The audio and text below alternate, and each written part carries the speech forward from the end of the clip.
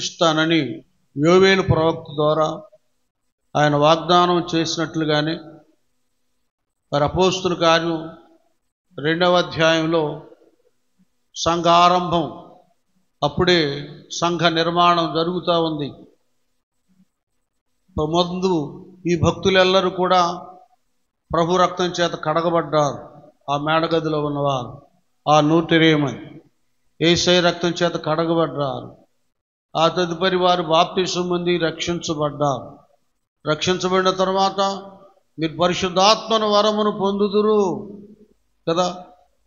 నేను వెళ్ళిన తర్వాత నా వెనక శక్తిమంతుడు వస్తాడు, యోహాను గారు చెప్పాడు. నేనైతే మీకు నీళ్లలో బాప్తిసం ఇస్తున్నాను, నా వెనక వచ్చేవాడు నాకంటే శక్తిమంతుడు, ఆయన పరిశుద్ధాత్మతో మీకు బాప్తిసం ఇస్తాడు. అది అభిషేకం అనేది యేసుప్రభువారి నామమున, యేసుప్రభువారి ద్వారా భక్తులందరి మీదకి దిగి వచ్చేది ఉన్నత అభిషేకం, శ్రేష్టమైనటువంటి అభిషేకం, పరిశుద్ధాత్మ శక్తి. రక్షణ పొందుకున్న వారందరూ కూడా వాళ్ళు కనిపెట్టి ప్రార్థన చేసినప్పుడు ఆ 120 మంది మేడగద్దులో పరిశుద్ధాత్మ శక్తి చేత కదిలించబడ్డారు. ఆత్మదేవుడు అనుగ్రహించే కృపావరాలు వాళ్ళు సంపాదించుకున్నారు. ఎందుకో ఆ దినాల్లో సంఘం బలముగా ఉండగలిగింది. ఒకవైపు ఏమో ఈ ఆత్మ వరాల ద్వారా దేవుడు అద్భుతాలు జరిగిస్తున్నాడు. ఉదాహరణకి అపోస్తలుల కార్యం 3వ అధ్యాయంలో పుట్టుకుంటి వాడిని పేతురు, యోహానులు ఆత్మవరం, ఆత్మశక్తి చేత మా దగ్గర వెండి బంగారాలు లేవు కానీ మాకు కలిగిందే మీకు ఇస్తున్నామని నజరేయుడైన యేసుక్రీస్తు నామంలో వాడిని లేవనెత్తారు. వాడిని పట్టుకొని పైకి లేపినప్పుడు వాడు చీలమండలంలో బలం, సత్తువ, శక్తి వచ్చి దిక్కును లేచి నిలబడి నడిచి గంతులు వేసుకుంటూ దేవుని ఆలయంలో దేవునికి స్తోత్రాలు చెల్లించాడు. అది అయ్యా మీకు అర్థమవుతుందిగా మీకు. ఆ రోజుల్లో ఇదే పేతురు గారు ఆయన కూడా యేసయ్య అధికారం ఇచ్చినప్పుడు రోగులను బాగు చేశాడు. ముందుగానే దెయ్యాలు ఎల్లగొట్టాడు. అయినా కూడా యేసయ్య శ్రమ గడిలో ఉన్నప్పుడు నువ్వు ఆయనతో కూడా ఉన్నావు కదా, ఆ యేసుతో కూడా ఉన్నావంటే 1 కాదు 2 కాదు 3 సార్లు ఆయన ఎవరో నాకు తెలియదని అబద్ధం ఆడాడు.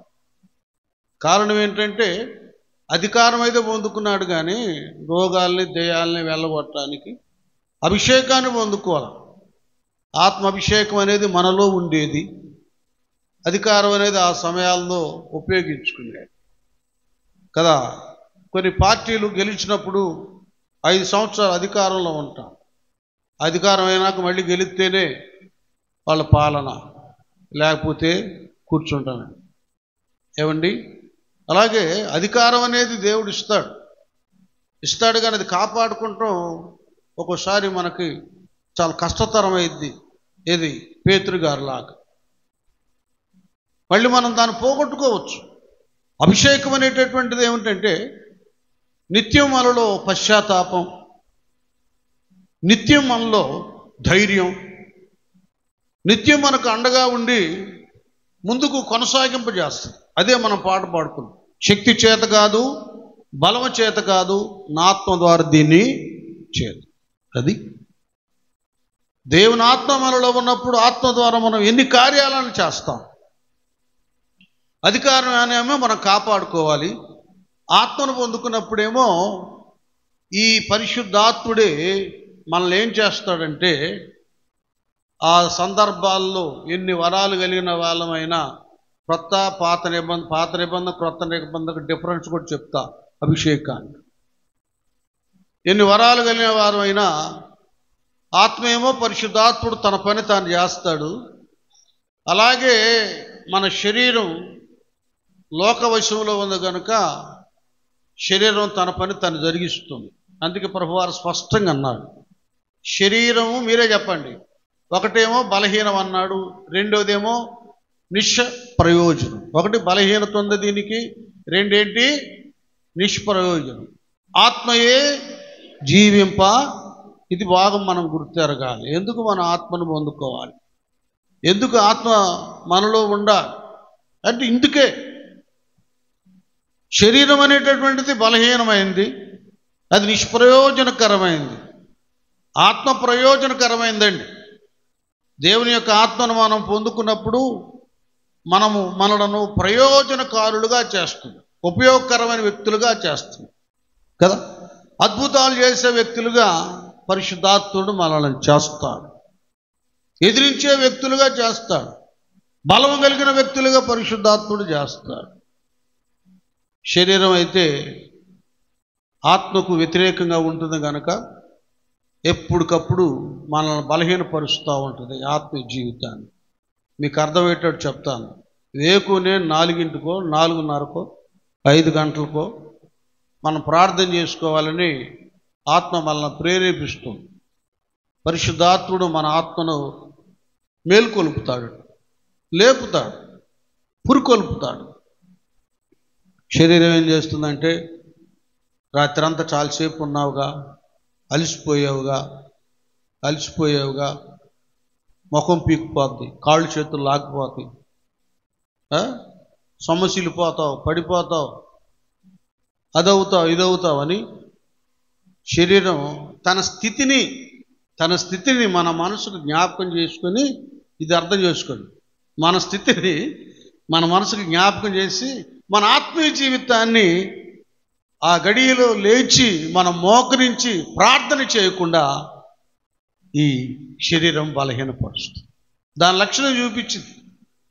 శరీరం బలహీనం అన్నారే, ఆ బలహీనత ఆత్మ మీద ఆ ప్రభావాన్ని ఈ శరీరం చూపిస్తుంది. దాని కార్యాలన్నీ నిష్ప్రయోజనకరమైనవి, నిష్ప్రయోజకులుగా మనల్ని చేస్తుంది శరీరం. దాన్ని ఒక మాట చెప్పాలంటే, ఈ శరీరాన్ని సాతానుడు ఉపయోగించుకుంటాడు. అది అంటే ఉపయోగం కొన్ని ఉన్నాయి, వాడుకునే ఉపయోగకరమైన. దేవునికి దూరంగా ఉండే వాళ్ళకన్నా బలహీనలేమో కామ క్రోధ లోభ మోహ మదమత్సర్యములతో భ్రష్టుల్ని చేస్తుంది. రక్షణ పొందుకునేటువంటి ఆత్మీయులనేమో ఇలాగే బద్ధకం, సోమర్తనం, బలహీనపరచటం, ఈ విధంగా మనల్ని ఎప్పుడో ఎంతకాలమో రక్షించబడి ఉన్నా నిష్ప్రయోజకులుగా చేస్తుంది కదా. 5, 10, 15, 20 సంవత్సరాలు రక్షించబడి ఉన్నప్పుడు గొప్ప ప్రార్థన పరులు అవుతారు. ప్రార్థన పరులు కాకుండా సోమరులుగా, నిద్రపోతులుగా, సోమరబోతులుగా, నిష్ప్రయోజకులుగా చేస్తారు. ఎన్నో సంవత్సరాలైంది రక్షించబడి సాక్షులుగా, సువార్త ప్రకటించేవారుగా, ఆత్మవరాలతో నింపబడి స్వస్థతలు, అద్భుతాలు, ప్రవచనాలు రిలీజ్ చేసేవాళ్ళుగా ఉండవలసింది. ఎవరు నా కోసం ప్రవచిస్తారా, అమ్మ ఏమొచ్చింది దర్శనంలో, నా గురించి ఏమైనా తెలిసిందా అని అడుక్కునే పరిస్థితిని కలుగు చేస్తుంది శరీరం. అర్థమవుతుందా?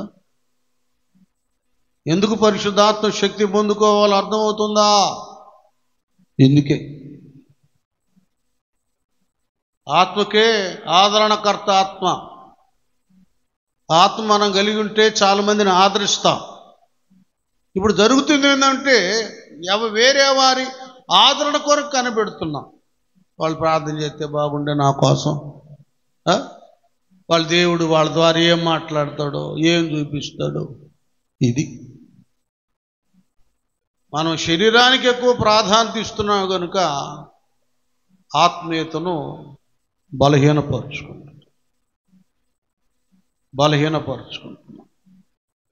వీళ్ళు పెంతెకొస్తు పండుగ రోజున ఆత్మ పొందుకున్న తర్వాత లెక్కలన్నీ మారిపోయాయి. దైవ కార్యాలకు, సువార్తకు, సేవకు, ఆత్మీయతకి ప్రాధాన్యత ఇస్తూ ఉన్నారు. ఎవరికి భయపట్ల వెళ్ళిపోతున్నారు, ముందుకు వెళ్ళిపోతున్నారు. 3 సార్లు అబద్ధం ఆడిన పేతురు పారిపోయిన పేతురు ఇప్పుడు ఆత్మను పొందుకొని ఆయనలో ఉన్నదే అభిషేకమో ఎవని మూలంగా అది పొందుకున్నారు.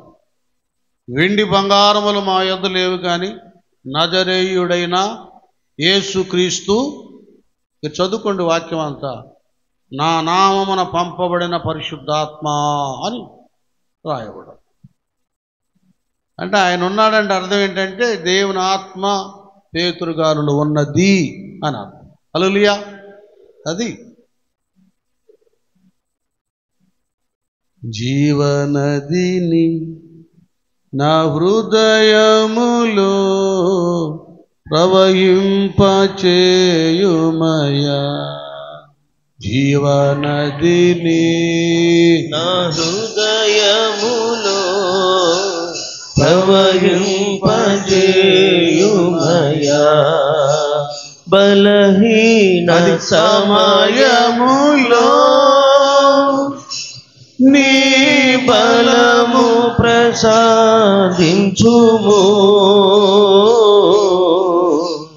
బలహీన సమయములో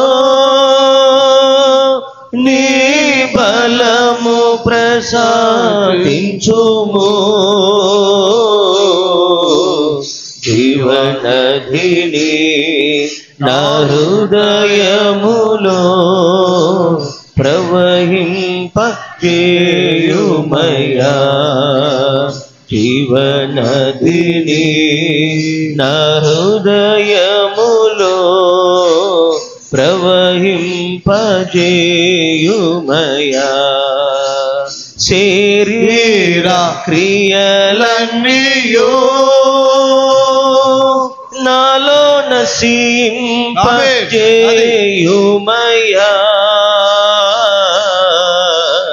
శరీర క్రియలన్నీయో నాలో నశింపచేయుమయా,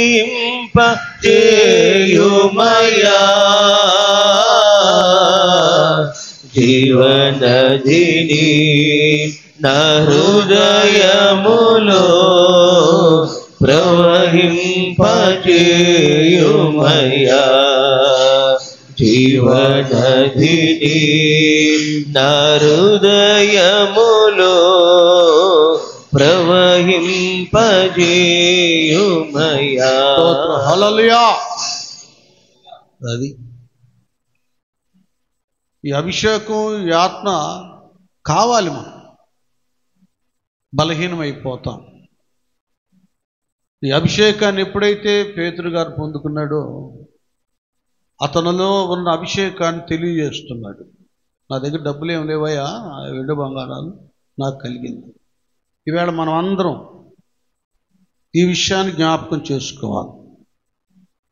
వాస్తవంగా నీకేం లేవు కదా, అప్పుల్లో ఉన్నావు, ఆర్థిక సమస్యలో ఉన్నావు, బలహీనతలో ఉన్నావు, అనారోగ్య పరిస్థితుల్లో ఉన్నావు. నీకున్న సమస్యలను ఇబ్బందులు పెట్టి బంధువులు కూడా నీకు దూరం అయ్యారు. బంధుమిత్రులు కూడా మళ్ళీ ఆయనకి వాడికి ఫోన్ చేస్తే మళ్ళీ ఎక్కడ డబ్బులు అడుగుతాడు, లేక ఆ సమస్యలను ఎక్కడ చెప్తాడని అందరు దూరం అయిపోయారు. అలాంటి స్థితిలో నీవు ఉన్నావు. మాకు వినండి, అర్థం చేసుకోండి. రక్షించబడి నువ్వు ఇంకా దిగజారిపోతా ఉన్నావంటే నీ రక్షణకు తగినటువంటి అభిషేకం లేకపోవటం బట్టే. ఆ అభిషేకమే నీ మీద ఉంటే, ఆత్మే నీలో ఉంటే, ఆత్మదేవుడే నీ సమస్యలకు పరిష్కారాన్ని ఎలాగూ పొందుకోవాలో నేర్పించేవాడు. మీకు తెలియదు కాదు కదండి. రోమిలికి రాసిన పత్రిక 8వ అధ్యాయంలో ఆత్మ ప్రార్థన గురించి అక్కడ తెలియజేస్తున్నాడు. చూసారా, ఇప్పుడు మనం ఆత్మను మనం కలిగి ఉన్నప్పుడు అట్లయితే అటువలే ఆత్మయు చూసారా మన బలహీనతలను చూచి, ఇది బాగా వినండి నాన్న, అట్లా ఉన్నాను ఒక క్షణం. ఈ ఆత్మను మనము కలిగి ఉన్నప్పుడు మనలో ఉన్న పరిశుద్ధాత్ముడు మన అన్ని రకాల బలహీనతలు చూస్తాడు. మన శరీర బలహీనత నాన్న, మన ఆర్థిక బలహీనత, మన కుటుంబ బలహీనత. ఒక వేలోనే వెళ్ళకూడదు. మనం మనలో ఉన్న దైవాత్మ మన సమస్త బలహీనతలను ఆయన చూస్తారు.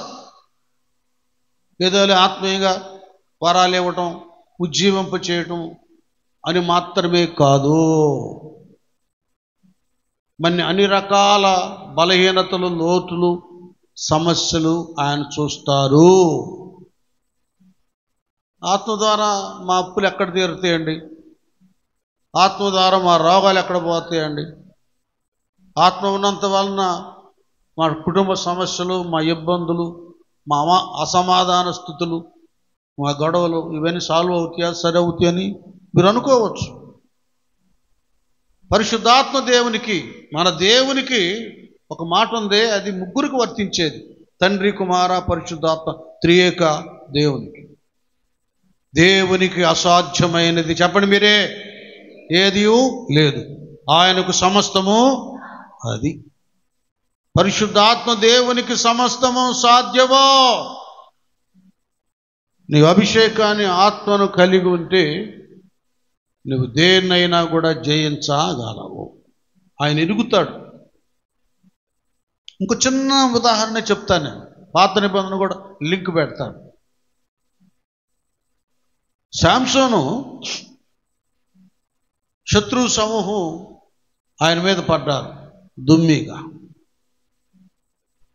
పడ్డాడు.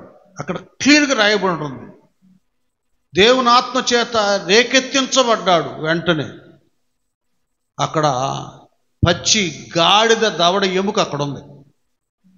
దాన్ని అలా కొట్టుకున్నాడండి. 100 మందిని ఆత్మశక్తితో హతమార్చాడు. హల్లెలూయా.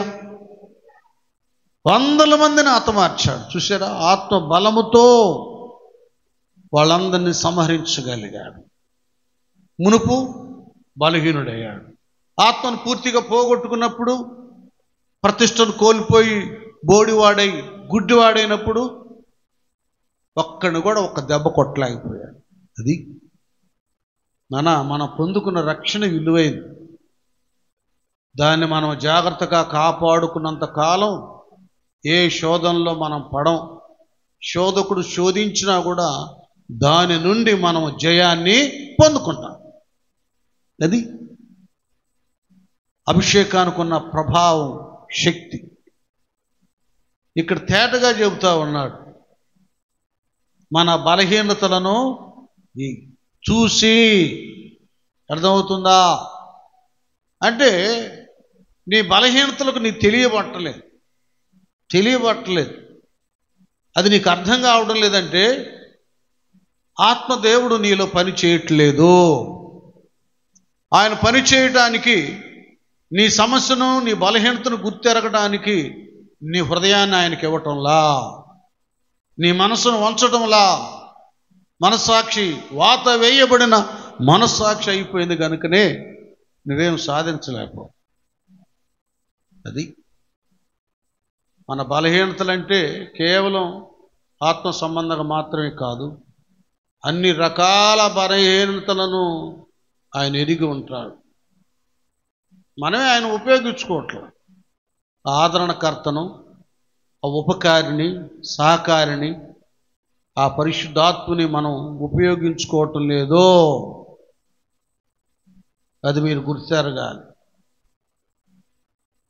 మన బలహీనతలను చదువునారా,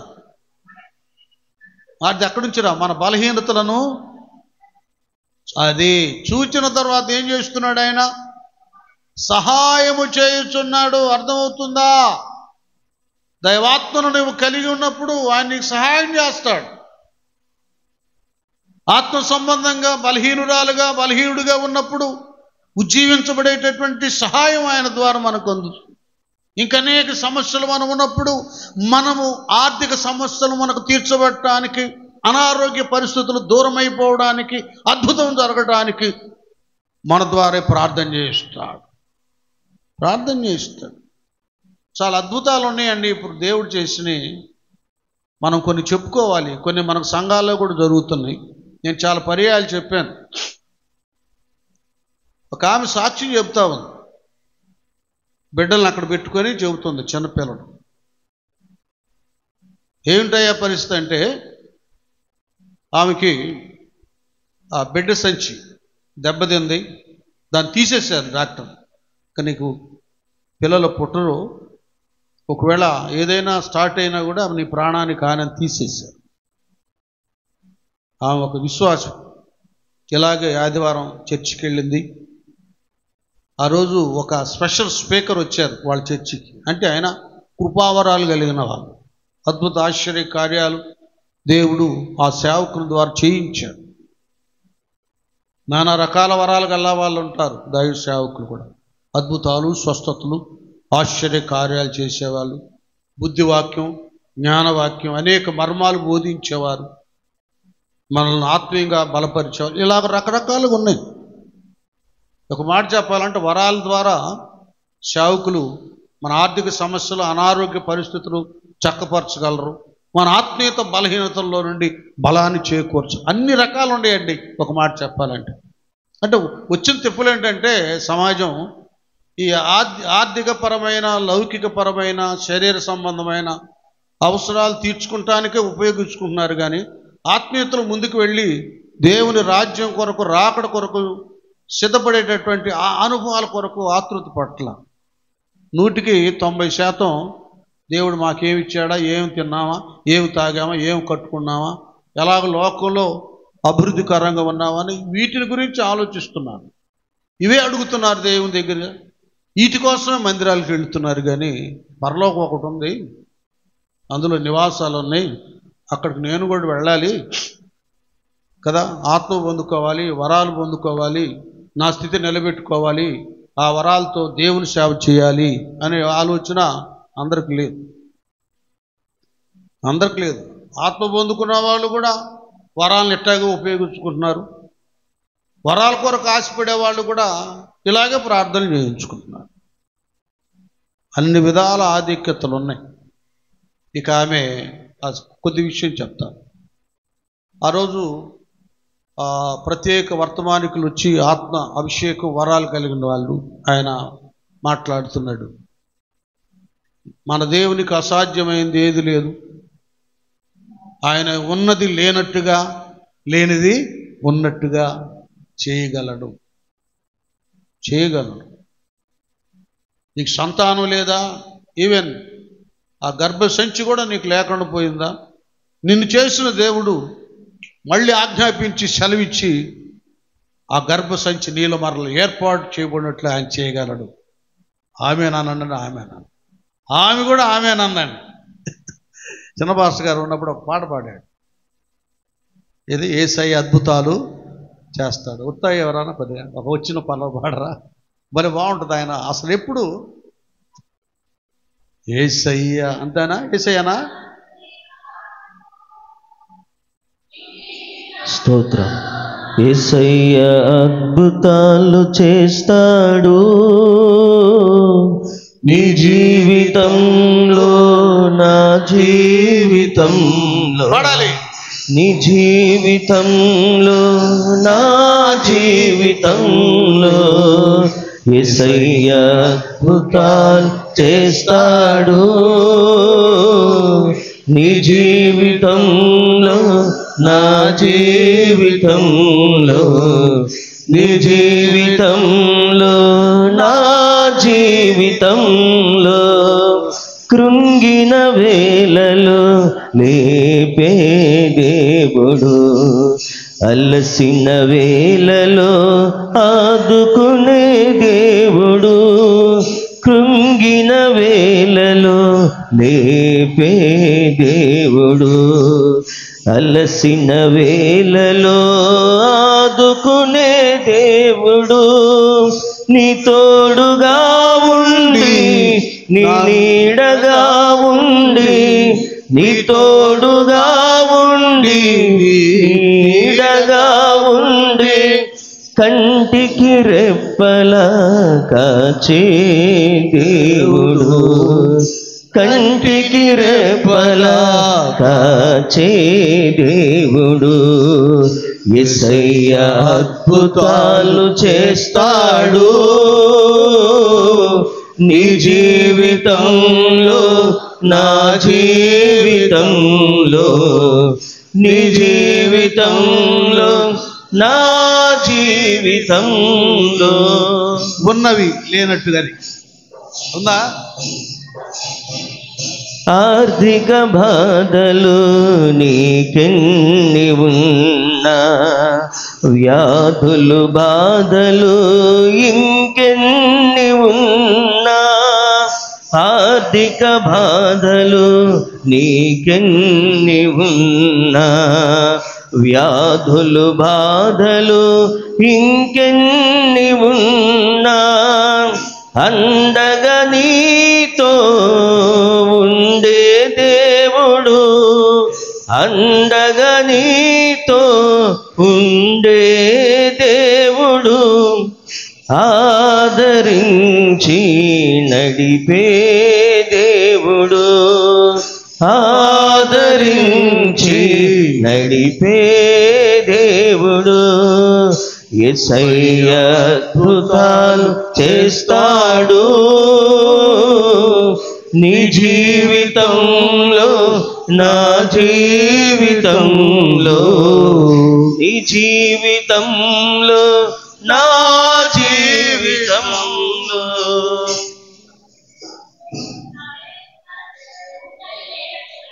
తీసుకో అట్లా పాడు.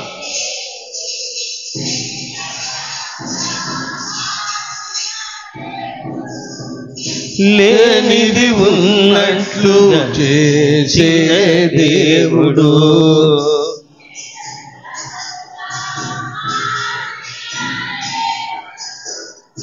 శారా గర్భమును తెరచిన దేవుడు, శారా గర్భమును తెరచిన దేవుడు,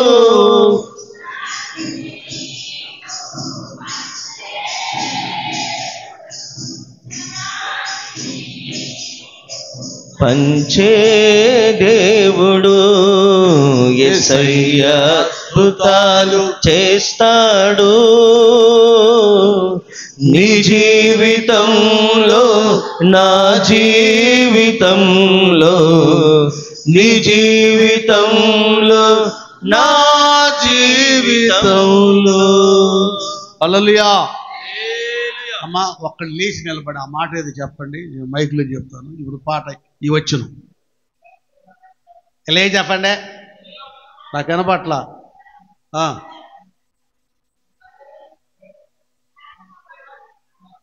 ఆ మాట చెప్పండి.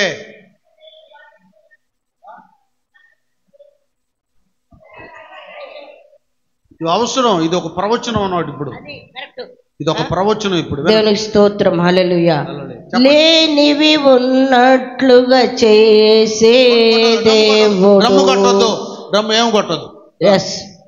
చదువు పాడు.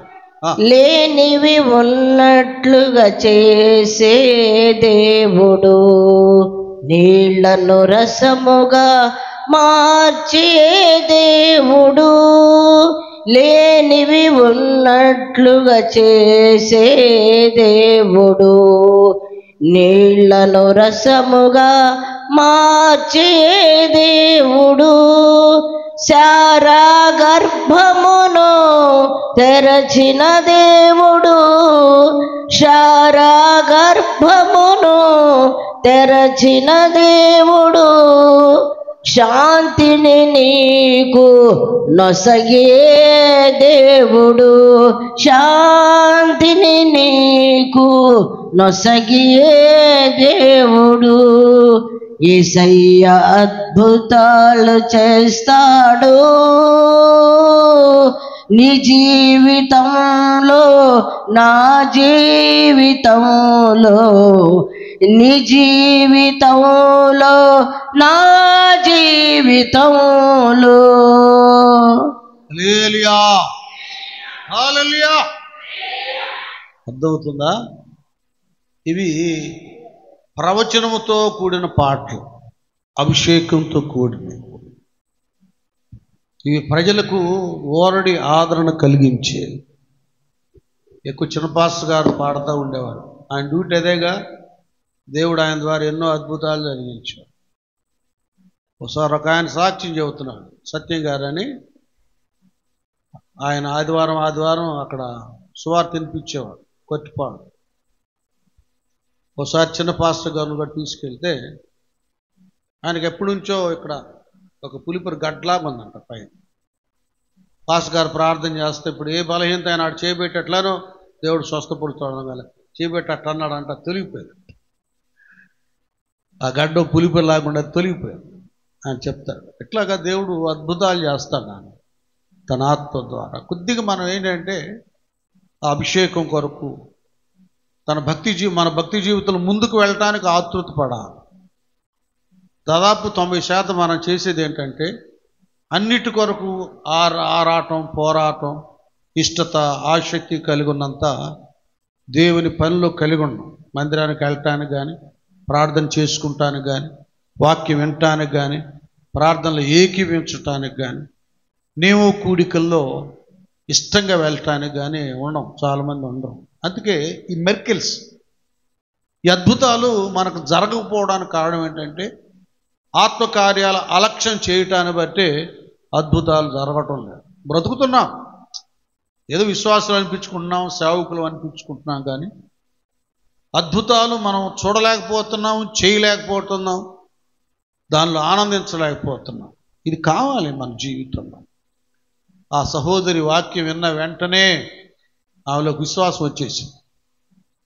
ఇలా చేపట్టుకొని ఆ చివరి ప్రార్థనలో, ప్రభా నాకు సంతానం కావాలయ్యా, ఆ బిడ్డ సంచి నాకు ఏర్పరచు.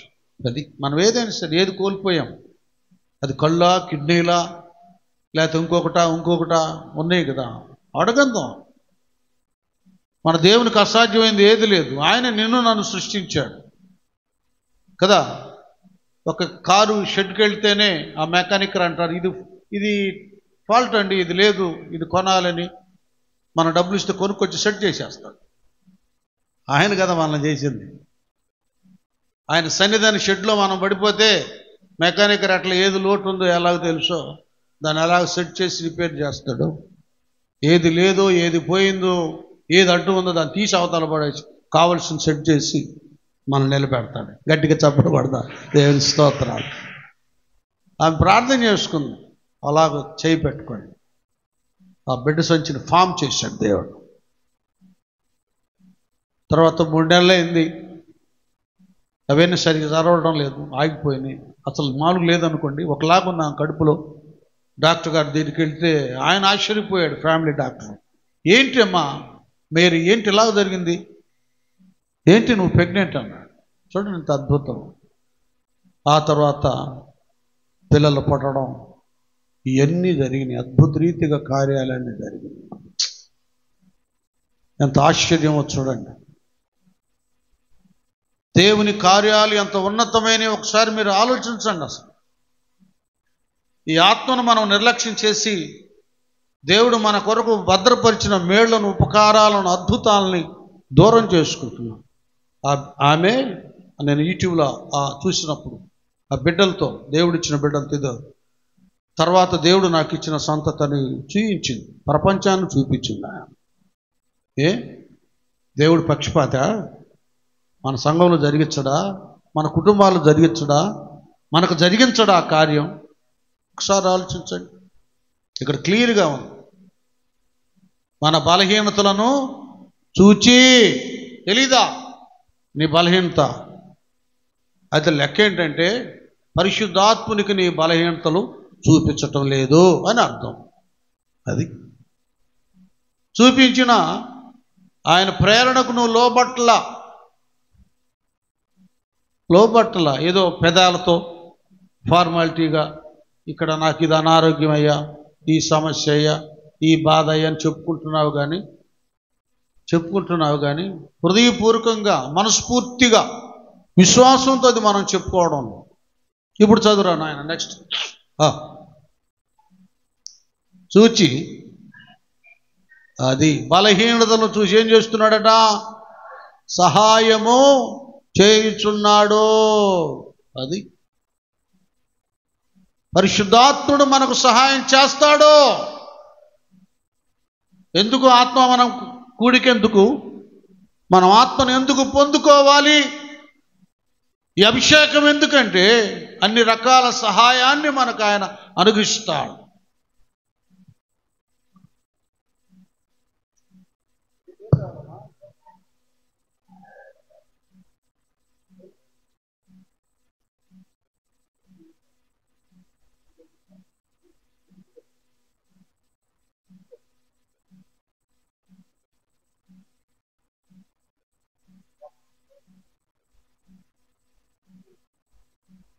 స్తోత్రం చేద్దాం. హల్లెలూయా. బలహీనతలను చూసి ఏం చేస్తున్నాడు? సహాయం. అర్థమవుతుందా? అంటే ఎందుకు ఈ ఆత్మకూడిక అంటే అన్ని విధాలుగా దేవుని సహాయాన్ని మనం పొందుకుంటాం. మనం దూరం చేసుకున్నాం, మనం నిర్లక్ష్యం చేసుకున్నాం, మనం పొందుకోకుండా ఉన్నటువంటి ఆత్మ మీరు పొందుకోవాలి. ఇంకంతే. ఆత్మను మీరు ఆహ్వానించాలి, ఆస్వాదించాలి, అభిషేకాన్ని సొంతం చేసుకోవాలి. ఇది అవసరం భక్తి జీవితంలో. అసలు కావలసిందే మనం పొందుకోకపోతే ఎన్ని కార్లు కొన్నా ఏం లాభం అండి? కొత్త కారు ఏందనుకున్నా ₹1,00,000 మంచిదే. కొత్త కారు అని అన్నీ బాగా ఉన్నాయని, అందంగా ఉన్నాయని, నిగనగలాడుతూ ఉన్నాయని దాని అంతటా కారు అదే లేదా? దానికి ఆయిల్ కావద్దు, డీజిల్ కావద్దు, పెట్రోల్ కావద్దు కదలటానికి. ఏమండి, నేను విశ్వాసిని భక్తుని అనుకోగానే సరిపోయిందా? నా ఆత్మ లేనివాడు చెప్పండి. అది ఎందరూ దేవుని ఆత్మచేత నడిపించబడుతున్నారో వారందరూ దేవుని పిల్లలు, దేవుని కుమారులు, కుమార్తెలుగా పిలువబడుతున్నారు. ఆత్మ తైలము కావాలి. ఆత్మచేత మనం నడిపించబడినప్పుడు ఒక శ్రమైనా కూడా పరిశుద్ధాత్ముడు దాన్ని తాళుకొని, దాన్ని జయించి, దాని నుండి ముందుకు వెళ్ళే భాగ్యాన్ని ఆయన మనకి ఇస్తాడు. నాన్న, అది గుర్తెరగాలి దేవుని పిల్లలన్నా. అది లేకుండా మనం వస్తున్నాం, ప్రతి నెల వెళ్ళిపోతున్నాం, కానీ సరైన సామర్థ్యాన్ని పెంచుకోవడం లేదు, అభిషేకాన్ని తెచ్చుకోవడం లేదు. స్థితిని అంతటిని కూడా మనం చిన్న భిన్నం చేసుకుంటున్నాం. ఇది మీరు గుర్తెరగండి. ఇంకెంతకాలం మీరు అలాగుంటారు? ఎవరెవరి మీద ఎందుకు మీరు ఆధారపడాలి? నీకు ఈయన అన్నాడు దేవుడు తన వరాన్ని. ఆయన ఏమో నీకు అభిషేకాన్ని ఇవ్వనన్నాడా? నీ నోటికి ఏమైనా ప్లాస్టర్ వేసాడా? భాషలు మాట్లాడకుండా, ప్రవచించకుండా ప్లాస్టర్ వేసాడా? నీ మైండ్ ఏమైనా బ్లాక్ చేశాడా ఆయన? వివేచన వరం లేకుండా, దర్శనం చూడకుండా, నీ నేత్రాలే ముయ్యలేదు కదా. ఆయన మన మనోనేత్రం తెరవడానికే, మనకు అభిషేకం ఇవ్వడానికే మీరు నోరు తెరవండి నేను నింపుతానన్నాడు. అన్నిటిలో అభివృద్ధి, సమృద్ధి, అభిషేకం ఇవ్వడానికి ఆయన నిన్ను రక్షించుకుంటే నువ్వు రక్షణ వరకే నీ బ్రతుకుని, నీ ఆత్మీయతను అక్కడే ఆపేసుకున్నావు, ముందుకు వెళ్ళట్లా. అక్కడే నీ స్థితిని ఫుల్ స్టాప్ కదా. కామా, రక్షణ, తర్వాత పరిశుద్ధాత్మ వరము అనే దాని దగ్గరికి అక్కడికి వెళ్తున్నా. ఇక్కడ ఫుల్ స్టాపులు లేవు, కామాలున్నాయి ఆత్మీయతలో. అది విశ్వాసులు ఇది గుర్తెరుగా. సేవకులుగా మేము ఫుల్ స్టాప్ కాదు. ఆనందపేటలోనే శాలేం ప్రార్థన మందిరం ఫుల్ స్టాప్ కాదు. ఇంకనేక ప్రదేశాలు ఆయన ఆనాడే అన్నాడు, మీరు సర్వలోకానికి వెళ్ళి సువార్తను ప్రకటించండి, అనేకులను మీరు శిష్యులుగా చేయండి. నీళ్ళలో మురగ్గానే బాప్తిసమైందని అమ్మ పర్లేదు, రక్షించబడ్డాడు. ఫుల్ స్టాప్ కాదు. ఇంకా నువ్వు దాటవలసినవి, నడవలసినవి, వెళ్ళవలసినవి, పొందుకోవలసినవి, చేయవలసినవి, చేయించవలసినవి ఎన్నో ఉన్నాయి. ఎంతది కాదు ఆత్మీయత, ఎంతో ఉన్నతమైనటువంటి మహాగని. తవ్వుకుంటూ వెళ్తే వస్తూ ఉంటే తీసుకుంటా ఉంటా, ఇతరులకు ఇస్తూ ఉంటా. అలాంటిది ఆత్మీయత. దరిద్రంతో కూడింది కాదు, సంకుచమైంది కాదు, ఇరుకైనది కాదు, ఏమి లేనిది కాదు. బుద్ధి జ్ఞానముల సర్వ సంపదలతో కూడినటువంటిది ఆత్మీయత. మనం ఆ ధనవంతులు చూసి ఈ ధనవంతులు చూసి దేవుడు చూడ ఆయన ఏం దీవించాడో, ఎంతకు దీవించాడో అనుకుంటున్నాం. లేదు నాన్న, ఆ దీవెన నీ పక్కనే ఉంది. నువ్వేం చేస్తున్నావంటే నీ పక్కన ఉన్న ఈ బ్లెస్సింగ్స్ తీసుకుంటానికి చూసుకోవట్లా. ఆ పక్కన ఉన్న వాడు ఎవడో బ్లెస్సింగ్స్ చూసి ఏం చేస్తాయో మా బతుకులు ఇంతే అనుకుంటున్నాను. నీ బ్రతుకులు అంతే ఇంతే అని శూన్యంగా ఆయన చేయలా, ఉన్నతంగా చేశాడు ఆయన. నీకు సపోర్టుగా తన ఆత్మను మన మధ్యకు పంపించాడు. మనం అది గుర్తెరగటం లేదు నా. ఈవేళ ఒక్కసారి మీరు అందరు పరిశీలన చేసుకోండి. మీరు వ్యాధితో ఉన్నా, ఆర్థిక ఇబ్బందులతో ఉన్నా, ఇంకా అనేక సమస్యలతో కుటుంబాలతో ఉన్నా, ఆత్మీయతలో బలహీనులుగా ఉన్నా, ఏ వరం మీకు లేకపోయినా బలహీనతలు ఎరిగాడు ఆయన. అంతే, సహాయం చేస్తాడు, చేస్తానని వాగ్దానం చేశాడు. వాగ్దానం చేసిన వాడు చెప్పండి, ఎన్నో వేల సంవత్సరాల క్రితం యోవేలు ప్రవక్త ద్వారా అంత్య దినాలలో అందరి మీదకి నా ఆత్మను కుమ్మరిస్తానని చెప్పిన ఆయన ఆగిపోయాడా? చెప్పండి. ఆ నిర్ణయ కాలంలో పెంతెకొస్తు పండుగ రోజున అందరి మీద కుమ్మరించేశాడు. అది అంత ఇంత ప్రపంచమంతా వ్యాపించిపోయింది. అందరూ ఆత్మతో గంతులేస్తున్నారు, వరాలతో అభివృద్ధి పరుచుకుంటున్నారు సంఘాలను. ఈ దినాన మనందరి విషయాల్లో మనం ఆలోచించవలసింది ఇదే. దేవుడు పక్షపాతి కాడు, పరిశుద్ధాత్ముడు. నీలోకి రావడానికి ఆయన ఇష్టపడుతున్నాడు, కానీ నువ్వు తలుపేసేసుకుంటున్నావు. నాకు సమయం లేదండి, టీవీ చూస్తున్నాను, తలిపేస్తున్నాను. నాకు సమయం లేదు, ముచ్చట్లాడుకుంటాను, తలిపేస్తున్నాను. నాకు సమయం లేదు, తినాలి, తాగాలి, దీని గురించి ఆలోచించాలి. ఈ పోరాటాలే, కొట్లాట్లే సరిపోతున్నాయి. కానీ కొద్దిగా ఆయన మనం ఆహ్వానిద్దాం, మన హృదయ ఆలోచనలో చేర్చుకుందాం, ఆయన్ని అభిషేకం పొందుకుందాం అనేటటువంటిది రావటంలో అది కావాలి. ఒక మాట చెప్పమంటారు మీకు, 120 మంది వాళ్ళ ఆత్మ పొందుకుంటే 120 మంది దేవుని సేవలో సాధనాలుగా వాడబడ్డారు. హల్లెలూయా! అందరూ వాడబడ్డారు. మీరందరూ వాడబడరా? దేవుని సాధనాలుగా నిలబడరా? దేవుడు మిమ్మల్ని ఉపయోగించుకోడా? ఏ వరము నీకు ఇవ్వడా దేవుడు? ఎలాంటి బలహీనతలో ఉన్నా కూడా దేవదాసి అయ్య గారు 120 సంవత్సరాలు వయసు ఆయన. ఆ వయసులో కూడా ఎంత బలంగా వాడబడ్డాడో తెలుసా? ఆత్మతో ఉన్నతమైన దేవుని చేతిలో బలమైనటువంటి సాధనంగా, ఆయుధంగా ఆయన ఉపయోగపడ్డాడు. చాలా పర్యాయాలు భక్తులు చెప్తారు, ఆయన అనుకున్నాడట, అప్పుడు బైబిల్ జ్యోతి అనే పత్రిక ఉంది, ఇప్పుడు కూడా ఉండి ఉంటుంది. నేను పెద్దాణ అయిపోయాను కదా, నేను ఇంకే ఊర్లో వెళ్తాను, ఏం సేవ చేస్తానులే, ఏదో పత్రిక చెప్తాను, వాళ్ళు రాస్తారు కుర్రాళ్ళు, ఇంకంతవరకు చాలులేని ఆ రోజు రిక్షాలు కదా, రిక్షాలు వెళ్తున్నాడు. ఉదాహరణకి ఇప్పుడు పగల కొడుతున్న మన బిర్జి అనుకున్నా, గుంటూరులో బిర్జి మీదకి ఇట్లా ఎక్కి ఇలా దిగబోతున్నాడు. ఆ డౌన్ నుంచి పైకి, అప్పుడు ఎద్దులు కదా, ఎద్దులు బళ్ళు కదా, ఒక ఎద్దు ఆ సరుకులు సామాన్లు అప్పుడిప్పుడేమో ఆటోలో జరుగుతున్నాయి, లారీలో జరుగుతున్నాయి, నాకు ఎక్కువ ఎడ్ల బళ్ళ మీద ఉండే. ఆ ఎద్దు ఆ బిర్జి ఆ వంతెన కింద నుండి పైకి ఎక్కబోతుందంట. బరువు ఎక్కువ ఉంది, బరువు చాలా అధికంగా ఉంది. ఆ భారం మొయ్యలేక అలసిపోతూ టక్కమంట పడిపోయిందంట. పడిపోయి చిన్నగా లేవబోతుంది.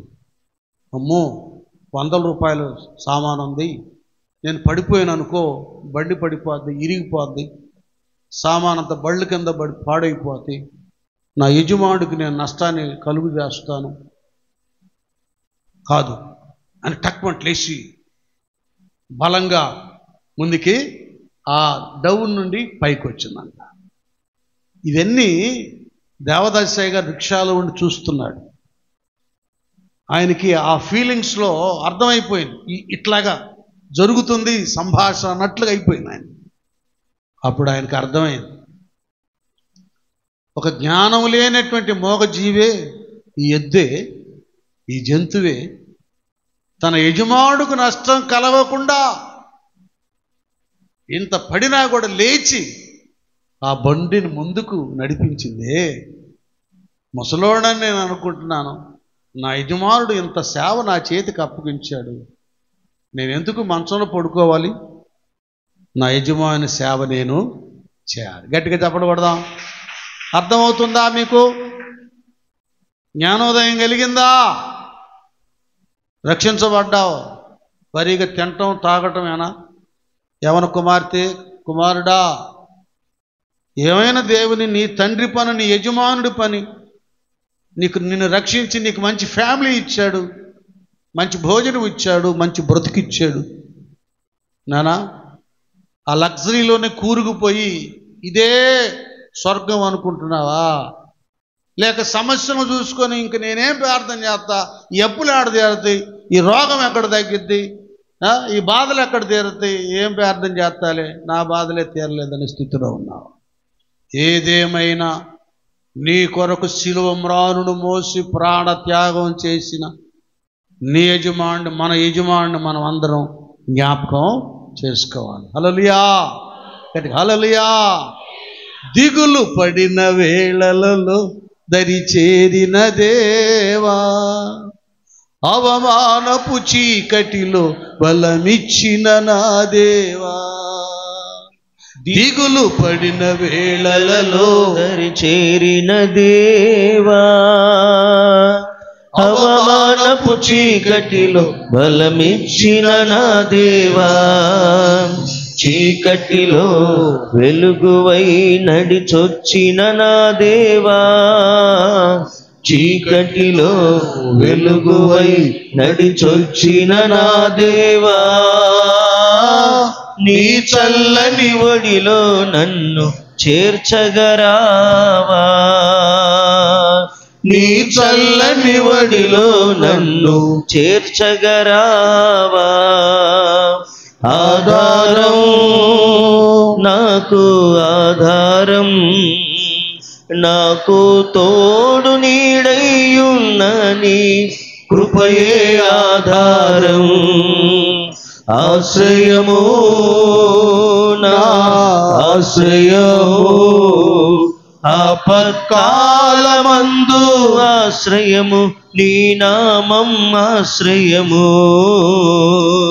తల్లిదండ్రి లేకున్నా బంధుజనులు రాకున్నా లోకమంత ఒకటైనా బాధలన్నీ బంధువులైన ఆధారం నాకు ఆధారం, నాకు తోడు నీడయ్యున్నని కృపయే ఆధారం, నాకు తోడు నీడయ్యున్నని కృపయే ఆధారం. వాళ్ళ దేవుడు మీతో గట్టిగా మాట్లాడుతున్నాడమ్మా. కుమార్తెలారా, కుమారులారా, మీకు మీరే విమర్శ చేసుకోండి. నేను మిమ్మల్ని విమర్శించను, మీరే విమర్శ చేసుకోండి. 120 సంవత్సరాలు ఆయన దేవదాసయ్య గారు. నానా మనం 34-40 సంవత్సరాలకి ఓరకని సోలిపోతున్నాం, వాడిపోతున్నాం, సొమ్మసిలిపోతున్నాం. అమ్మా అయ్యా, ఒక బకెట్ నీళ్ళు తేగానే కింద పడిపోతున్నారు. ఏమండి, ఒక పావు కేజీ రైస్ వండగానే అలిసిపోతున్నారు. పైన వేసి చూడండి ఎలాగుందో మన పరిస్థితి. మన బ్రతుకంతా ఇంటి పని, వంట పనులు, తినటం తాగటంలోనే సరిపోతుంది. ఇక్కడే అలిసిపోతున్నాం. దాని గురించి ఆలోచించట్లా. పరలోకం, శ్రేష్ఠ రాజ్యం, ఆ భాగ్యం, ఆ రాజ్య సంబంధమైన పని మనకు దేవుడు అప్పగించాడు. వంట అంతా చేసినాక 1 గంట ప్రార్థన చేయాలి. సంఘం కొరకు, మా అమ్మ నాన్న కొరకు, మా బంధువుల కొరకు, రక్షణ లేని వారి కొరకును గుండె మీద చేసుకొని చెప్పండి. ఏమన్నా నా కుమార్తెలారా, ఎప్పుడైనా చేసావా ప్రార్థన? కుమారులారా, మీరు చేశారా? మనం చేస్తున్న భయంకరమైన పొరపాటు, తప్పు ఇదే. దీనికి అంతటికి కారణం ఏంటంటే ఆత్మను ఆహ్వానించటలా నువ్వు. అప్పుడు నీకు అర్థమైంది పరిస్థితి. నీ ఆత్మీయ విధానం కంటే నీవు లౌకిక లోక సంబంధమైన వాటికే ప్రాధాన్యత ఇస్తున్నావు.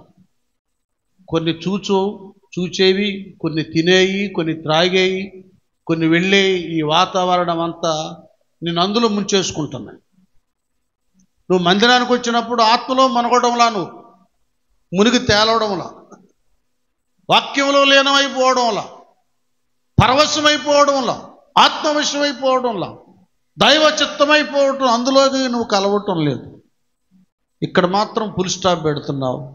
అక్కడ మాత్రం ఇవాళ తిన్నాను, ఇవాళ ఫ్రిడ్జు, ఇవాళ ఏసీ, ఇవాళ బీసీ, వీటికి కామా పెట్టుకుంటున్నావు. కానీ దేవుడి పని, ఇవాళ ఉపవాసం ఉన్నాను, ఇవాళ బైబిల్ చదివాను, ఇవాళ ఆత్మతో నడిపించబడ్డాను, ఇవాళ భాషలతో ప్రార్థన చేశాను, ఇవాళ ఆత్మతో ప్రార్థన చేశాను, ఇవాళ ఇది లేదు నీకు. ఇవాళ వాళ్ళ కొరకు ప్రార్థన చేశాను, వీళ్ళ కొరకు ఇవన్నీ చాలా ఉన్నాయి.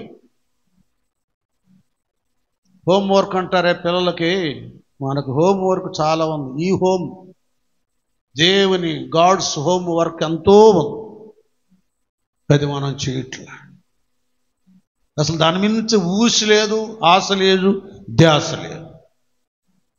ఏకాడికి లోకం. మళ్ళీ బాప్తిసం పొందావు నానా, మళ్ళీ రక్షించబడ్డావు, మళ్ళీ ప్రార్థన అంటున్నావు. ప్రార్థనకు తగిన జీవితం లేదు, ఆత్మ తగినటువంటి విధానం లేదు. ఇలాగ మనం చాలా అని మనం బలహీనం అయిపోయాం. నేను ముగిస్తున్నా. ఇక్కడ అటువలి ఆత్మయు మన బలహీనతను చూచి సహాయం చేయుచున్నాడు. ఏలయనగా మనం యుక్తముగా ఎలాగూ ప్రార్థన చేయవలనో మనకు తెలియదు. కానీ చూసారా, పౌలయ్య చక్కగా చెబుతున్నాడు. తెలియట్లా మీరు.